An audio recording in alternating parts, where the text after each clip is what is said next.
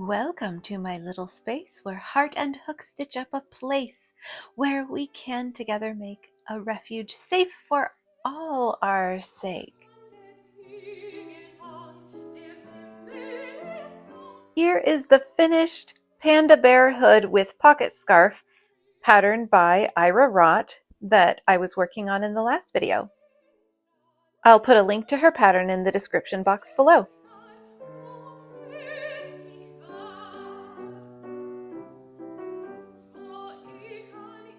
And here's Nana Tim, named after Tim Walz, number 21 in my series of Nanas Against Trump and Fascism. I'd love it if you want to make nanas too. I'll put the pattern in the description. Arrgh! Aye, me mateys.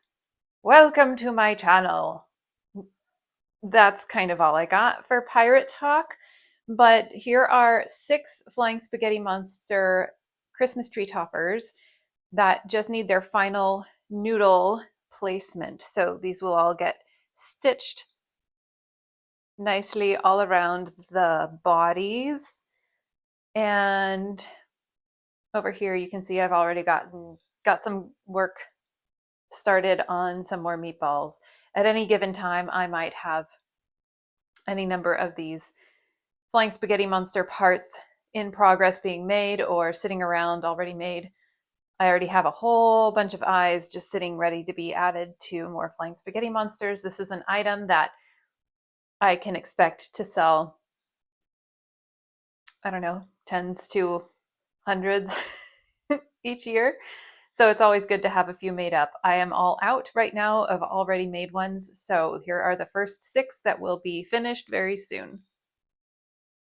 I do want to show you stitching one of those together and how I do it. And then maybe I'll time lapse the others. I'm not sure yet. But I also wanted to show you the other variations that I make. I do have a few of these each on hand already made. This is my, I was thinking for Pride, I made a rainbowy one, rainbow noodles. And I have 2 of these already made available, and I can make more when they run out.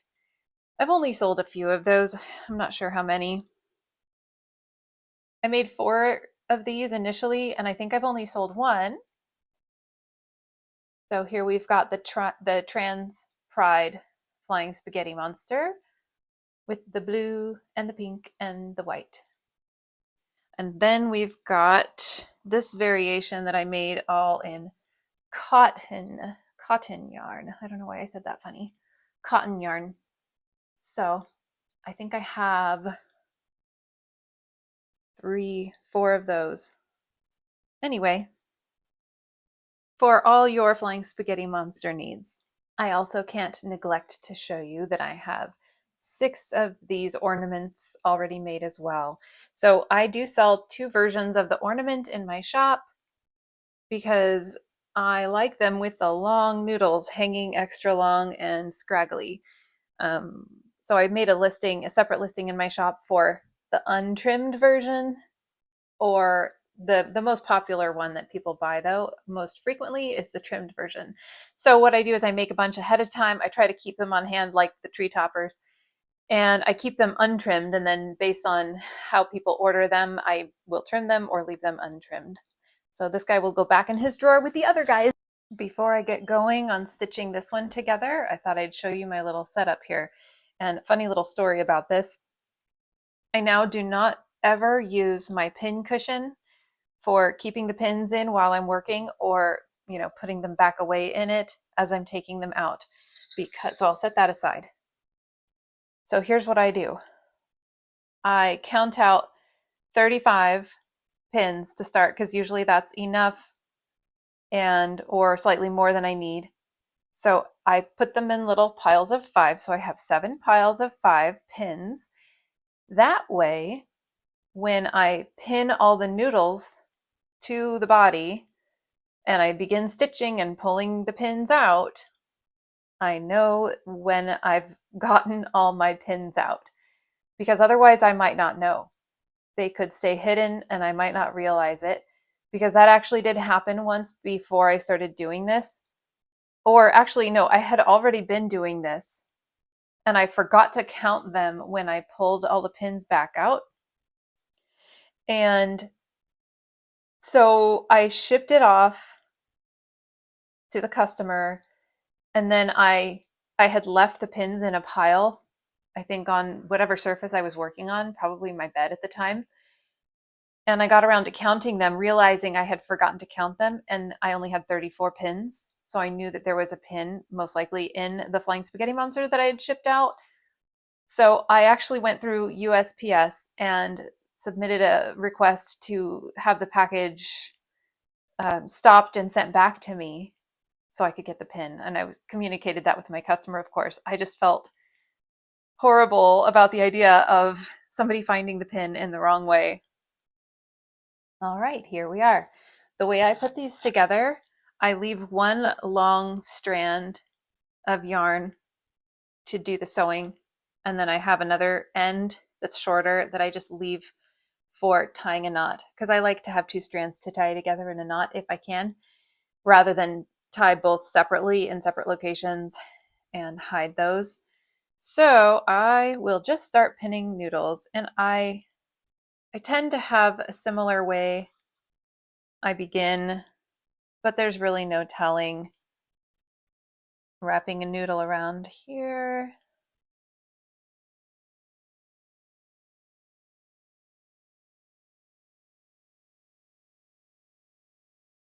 Basically want to get coverage around the whole body and have them like draping around the meatballs in funny ways like that.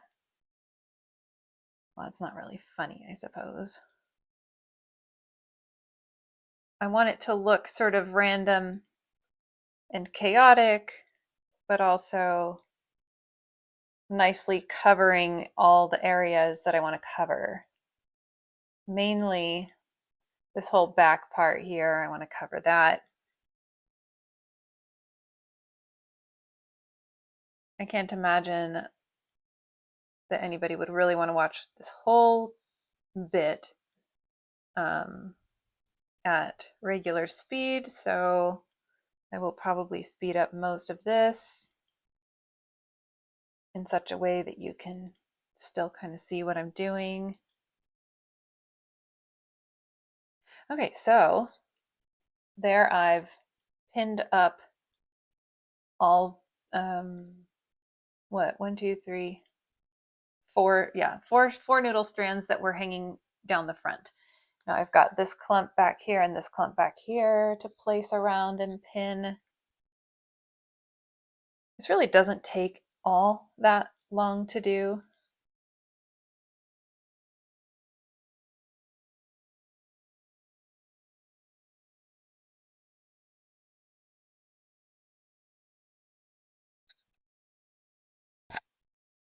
Try to loop some big and loose, and then just attaching out to the outer edges. This is sort of a delicate process. I have to hold it gingerly and carefully so as not to pull out the pins, the pinned sections. And I try to position the noodles across the back to kind of cover most of the body, for lack of a better word, the head, the crochet bit that is not noodle or meatball. Crochet bit that is not noodle or meatball. That's a technical term. And I always like to make sure that noodle bits are dangling, not at exact lengths, but slightly varied. But it's hard to make something appear random but also balanced. So it kind of takes a little finesse.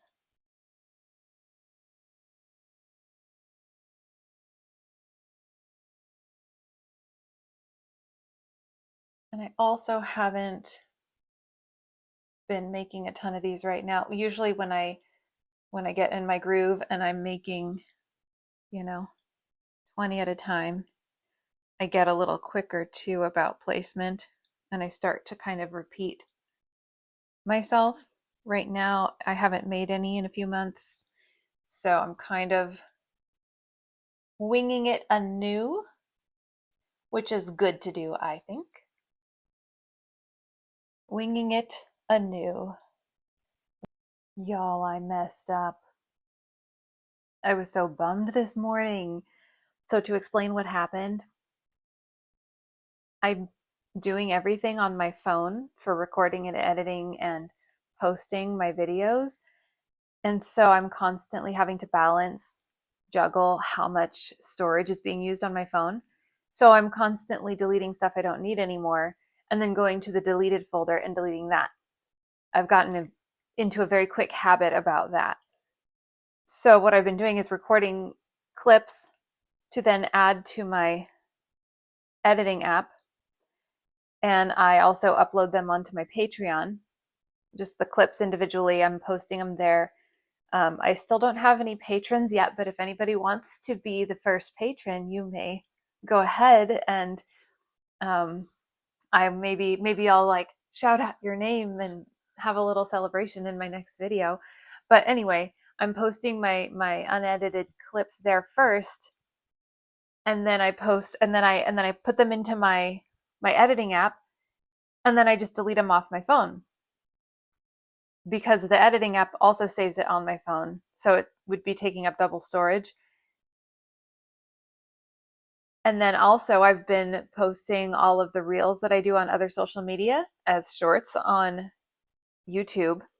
But on Instagram and Facebook, I'm using their database of music to accompany my reels. So then I plug the reels also into my editing app, and I just edit in my own recordings for the purposes of YouTube. So I'm regularly popping reels into my editing app to add my own music to, upload them as shorts on YouTube, and then just delete them real fast off of my editing app, and then delete the deleted file as well, the trash bin. And this morning, I just boom, boom, boom, deleted what I was assuming were a couple reels that I had done in the editing app, forgetting that one of those was the new file for my next long form video, which is the one I'm planning now, the one I'm recording now. So everything I recorded yesterday, I just deleted off of there. So what I did is I was able to go take screen recordings of the videos on Patreon. And so that's what you're seeing. Some of these video clips, whichever of the ones that I recorded yesterday, are screen recordings of the videos I posted on Patreon. However, with my phone as full as it is, it's not letting me upload anything like beyond 5 minutes to Patreon. So the one clip was like 16 minutes long. I only uploaded the first 5 minutes of, so that's why it cuts off in that last clip. So I didn't get the rest of that stitching to show you, but I do have 2 more to stitch. I ended up stitching 4 more last night before deleting my stuff this morning without meaning to. So I was bummed about that, but at least I was able to capture most of that footage, and at least I still have 2 more of these that I can stitch on camera now. So that's what I'll do.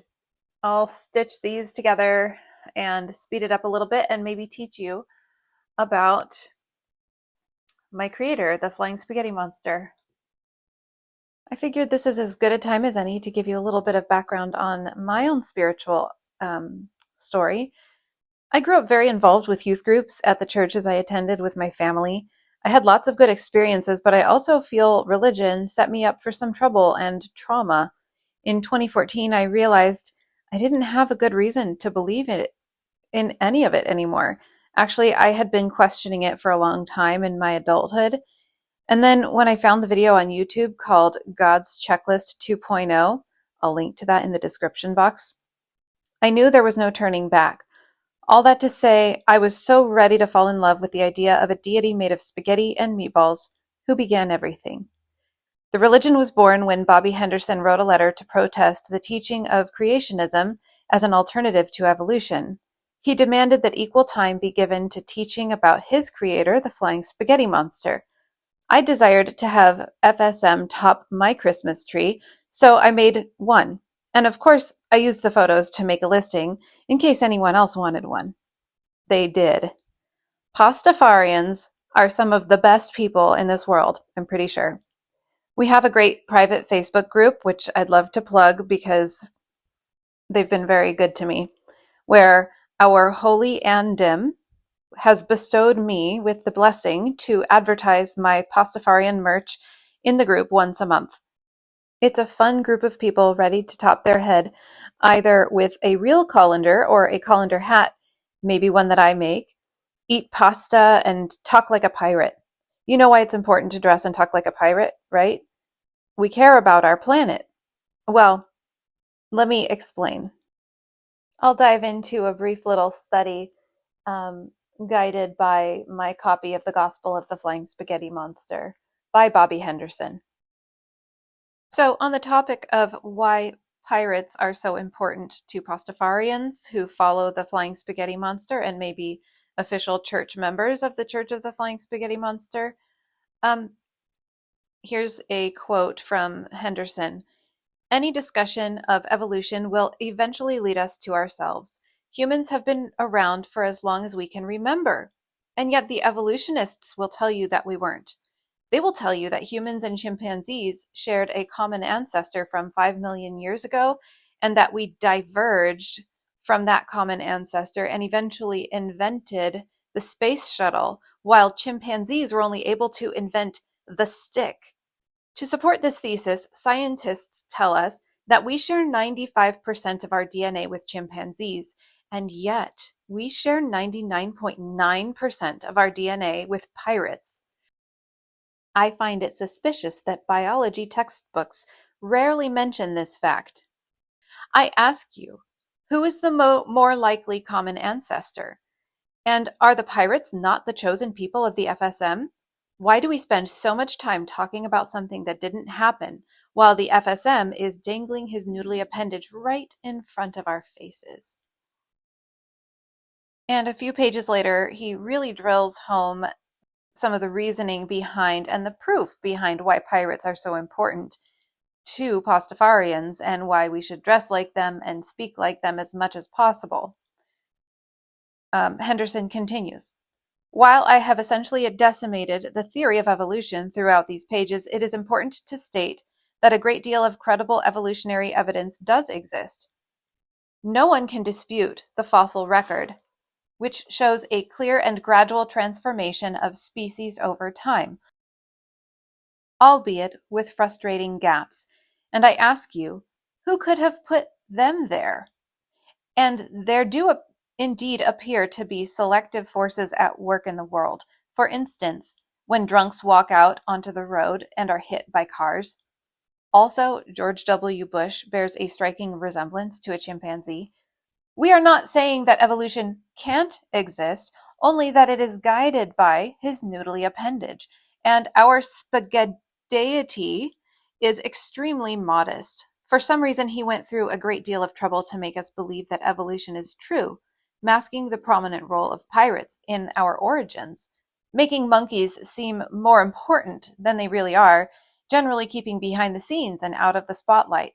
In spite of his low profile, though, let no doubt that the Church of the Flying Spaghetti Monster is not only a groundbreaking religion, but is also supported by hard science, making it probably the most unquestionably true theory ever put forth in the history of mankind. To make my point, I will turn to the modern-day problem of global warming. Pirates, as you know, are his chosen people. Yet their numbers have been shrinking ever since the 1800s. Consequently, we find that global warming, earthquakes, hurricanes, and other natural disasters are a direct result of the shrinking number of pirates. To illustrate this fact, I have included the following well-known graph from a recent study. As you can see, there is a statistically significant inverse relationship between pirates and global temperature. And that's where I'll end the quote. I'll just say, if you're brand new to hearing about the flying spaghetti monster, there's a really great Wikipedia page that I recommend reading. And like I said, you can get Bobby Henderson's book as well, called The Gospel of the Flying Spaghetti Monster. And I thought I'd go over maybe a couple of these. In this, he has the 8 I'd really rather you didn't. It's sort of like, our own version of the 10 Commandments, but they're the 8 I'd really rather you didn't. I like number 2. I'd really rather you didn't use my existence as a means to oppress, subjugate, punish, eviscerate, and/or, be mean to others. I don't require sacrifices, and purity is for drinking water, not people. I particularly like this. I really want everyone who comes into my presence, either in person or online, to feel like they're in a safe place. Whether you are man, woman, trans, old, young, any other quality I could name about you, I want you to feel safe here and respected. If you're a different religion, that's wonderful. If you're an atheist, that's wonderful. I respect you as a person. And actually, the Church of the Flying Spaghetti Monster is open to any person of any other religion as well. You don't have to be denying your previous religion to join. Basically, the main reason it came about was for people who believed that we shouldn't have a state religion taught in schools. So that's kind of at the crux of it. And although some may call this a parody religion, this is really what I think a religious community should be about, is full-on acceptance.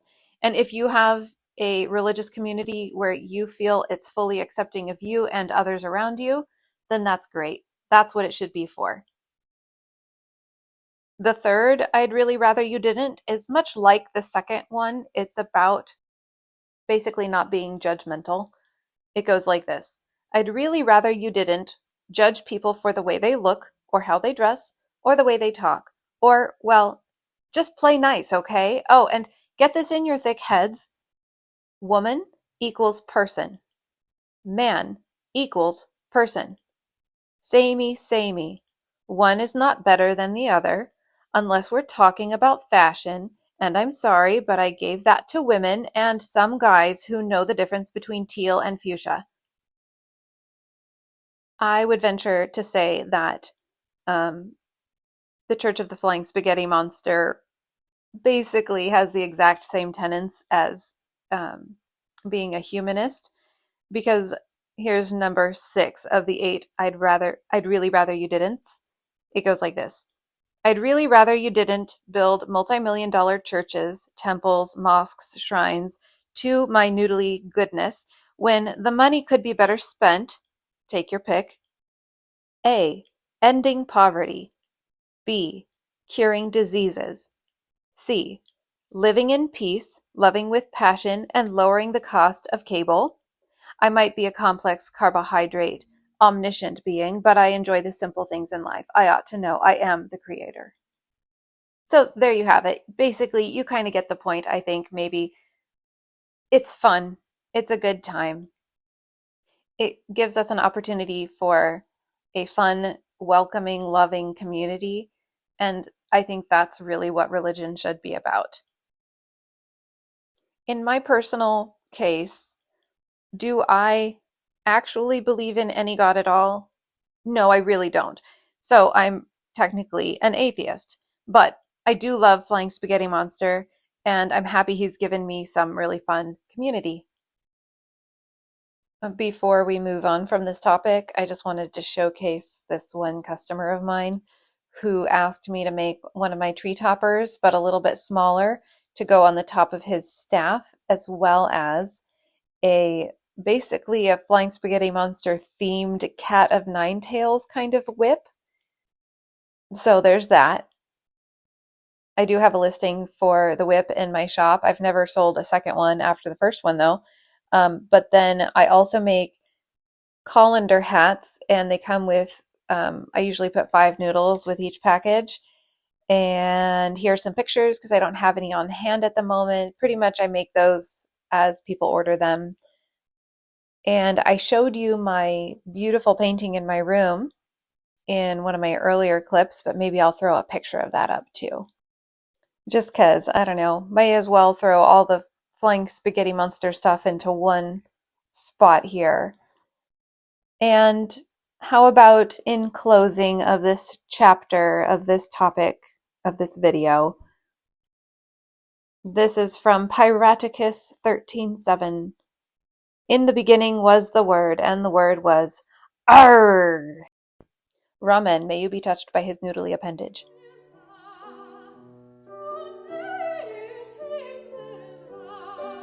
So fun little side note, with the spinning experimentation that I've been doing, I have my first batch of scraps that I spun into yarn, and I'm still spinning into yarn. I still have a good handful of those scraps left that I mixed up. You saw me do that in my first video. Well, I've started this new bag of scraps from all of my projects, and I have an idea for this one. Since I've been snipping them as I go into small segments, like 1 to 2 inches or so, I'm just dumping them in the bag as I go, taking care to not intentionally mix it. So in the bag here, I'll show you. So in the bag here, I've got a bunch of, something that's similar. These are all scraps from my birdies because I was just making a bunch of those. And so are the orange and the white fuzzies. And then over here on the lower left, we've got some yarn scraps from making the monsters, the Flying Spaghetti Monsters. And below that, we've got other scraps from like totally random yarns from making my bananas. So my idea is that if I keep just adding to this as I'm making different projects, and then when I go to spin it, I'll grab sections of yarn that are potentially like mostly this blue, but with a few other things mixed in, and then it'll transition to like mostly this orange with a few other things mixed in, and then it will be more changing yarn that has more solid sections of color, more of a variegated look overall, rather than the look of my first yarn, which, by the way, I actually really love the look of my first yarn. My first yarn that has pops of colors all throughout, but overall the whole thing has sort of like a homogeneous beigey, brownish, grayish color, sort of a neutral, general neutral color with pops of color all around. This one will be possibly a lot more chaotic, maybe uglier. I don't know, we'll see. So right now, that's my idea. I was inspired to finally use this spindle that I bought on Etsy to spin this bit of fluff that was included with the spindle when I received it in the mail. So I anticipated that this would be much finer, nicer to spin, and I was kind of right. It definitely feels different than my scraps. I think that the staple length, which is the length of the actual fibers, is longer potentially than what I've been used to using with my scraps. But once I kind of got the hang of how it felt different, it resulted in quite an easy spin. And I think it's really pretty the way the colors worked up. So let's listen to some music and watch me spin. I'll speed up most of the video here, except for the parts where I'm trying to show you something close up.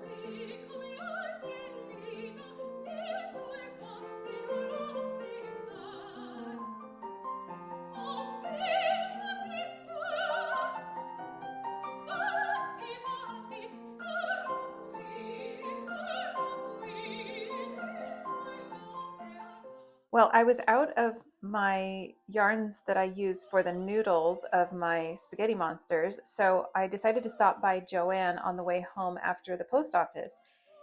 And as it turned out, they had a whole bunch of new things shipped in from their warehouses, including my noodle colored yarn. So I filled an entire cart full. I could have filled two, but I limited myself to one.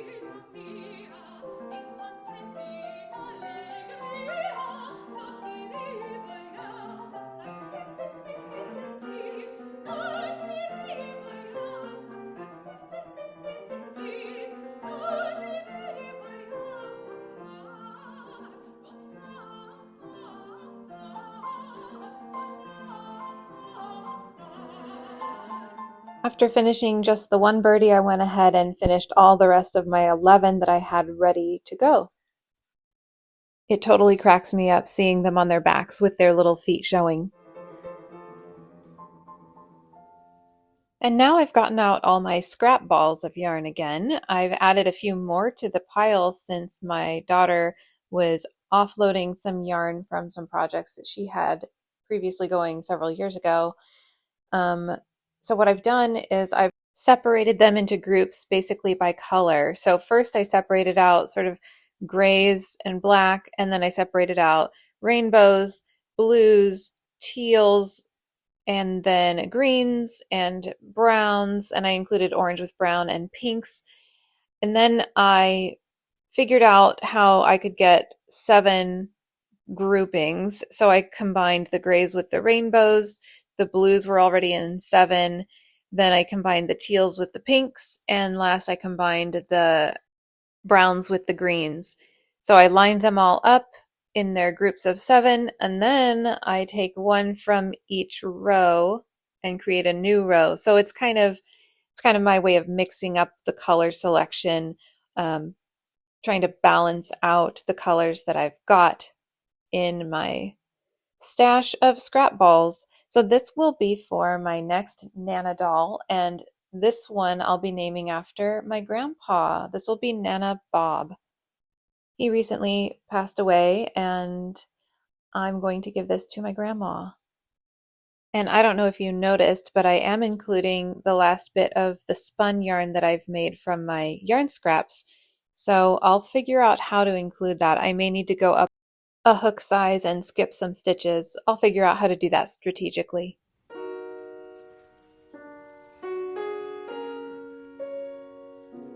Hello, hello, hello. It's been chilly in my room, so I've got my extra layer on under this holy sweater. I made this a long time ago, by the way. It never sold in my shop, so I claimed it as my own. But I wanted to show I'm working on Nana Bob. It's going to be named after my grandpa. This is the one that, these are the yarns that you saw on the floor a second ago.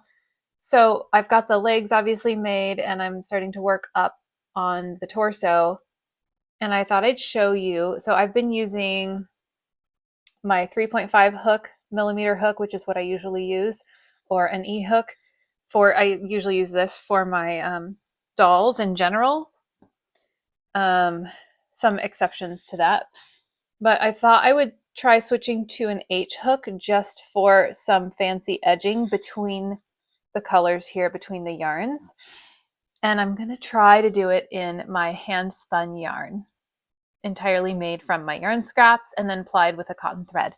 So I'll show you how I do this. What I like to do is I crochet on these nanas. I'll crochet a section in one color. Oftentimes, I don't always do it this time, or this way, but oftentimes I'll do sections of color, one type of yarn, and then I'll do at least a few rows of the next yarn that I'm introducing. And then the line in between, in that row of holes between the rows of stitches, I like to do some sort of top stitching. So here I'm just going to do a surface like slip stitch around, except I am holding the yarn on the outside of the work. So we'll see how this goes. The bigger hook is to hopefully accommodate the fatter yarn, and hopefully it seems like it's not going to be a problem. It goes through the holes of these smaller stitches pretty easily. So I'll do several more stitches here and then show you what it looks like. So my grandpa was a carpenter, and he built the house that my grandma and him lived in for a long time. She still lives in it, and it's on top of a hill overlooking their horse ranch. It's quite special. It's pretty spectacular too. The scenic, the setting of their home. And I don't know. I'm not going to give this Nana a tool belt, but I could. I'm not being super literal with these when I'm naming them after people. It's more like this is the person I'm thinking of as I'm making a Nana. And they're all voluptuous female forms, even if they're named after males.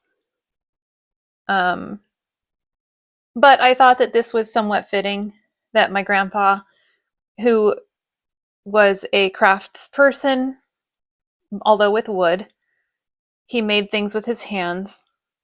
And every time, side note, every time I was around him and I had my crochet with me, because I always have my crochet with me, he was always very interested in what I was working on. He always asked for what I was working on. And usually when I told him whatever it was, he would say, "Oh boy." I can still hear him saying, "Oh boy." And so I can imagine him wondering what I'm working on now. He never saw these Nana dolls, these big voluptuous dolls with the big breasts and the big hips. I can really imagine him saying, me showing him them and him saying, "Oh boy." So this is working really nicely. I will show you here. Look at that. I think that's a really beautiful edging between the yarns. So I will do that around this leg and around this leg. And then I will keep working with this blue yarn that has these speckles of rainbow. I have this much more. So I'm not sure how far that will take me. But if it goes all the way up to, there's a stopping point where I'll stop. If there's still more of this yarn, I'll stop at that point and introduce a different color. And if not, if I run out of this yarn first, which I don't think I will, but it's possible. If I ran out of this yarn first before that stopping point, then I'll just introduce another color at that point. You know, I don't want to have it too much of one yarn. And the point I was actually trying to make about that, my grandfather working with his hands, I thought it was fitting that I was using this scrap yarn that I made with my hands. And like I said, it's the first Nana that I've included this scrap yarn on. Actually, it's the first time I've included the scrap yarn on anything aside from those gloves that I've been showing. So I think he would think it's really cool that I'm taking the yarn scraps and making them into yarn.